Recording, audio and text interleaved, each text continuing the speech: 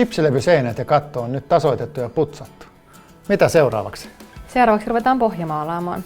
Miksi pohjamaalaus? Mikä idea? Pohjamaali antaa hyvän tartunta-alustan pintamaalille. Mitä pohjamaalaukseen tarvitaan? Pohjamaalauksessa kannattaa käyttää pitkäkarvasta telaa, sitten mukana voi olla tämmöinen pieni tela, sivellin, maalauskaukalo. Tänään meillä on käytössä Biarra 3 pohja- ja sisäkattomaali. Mistä aloitamme maalauksen? Ensin maalataan katto, aloitetaan se rajaamalla nurkat. Nurkkarajaukset joko pikkutelalla tai siveltimellä. Sen jälkeen tehdään koko maalaus isolla telalla käyttäen jatkovartta. Reunasta kannattaa lähteä liikkeelle, maalata katto isoissa leveissä alueissa valonsuuntaisin vedoin. Miten maalipinta tulisi tasata? Kun maali on levitetty ensin kattoon, tulee tasaus tehdä samansuuntaisiin pitkin vedoin. Tasauksen jälkeen limitetään seuraava maalaus siihen viereen.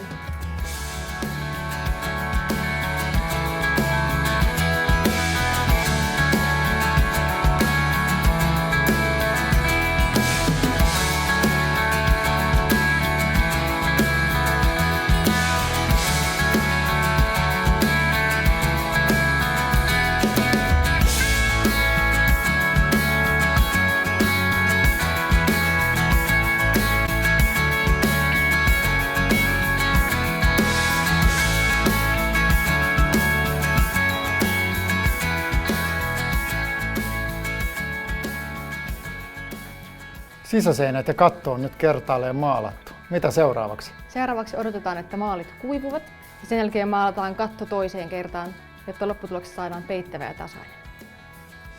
Seuraavaksi pintamaalataan seinät. Seinien pintamaalauksessa käytetään Biarra 7 seinämaalia. Miksi eri maalilla kuin katto? Seinissä tarvitaan usein kulutuksen kestävyyttä ja pesun kestoa, siksi seiniin valitaan kiiltävämpi maali. Rajauksessa apuna kannattaa käyttää rajaajaa, millä kulmista ja katon rajasta saadaan siistit.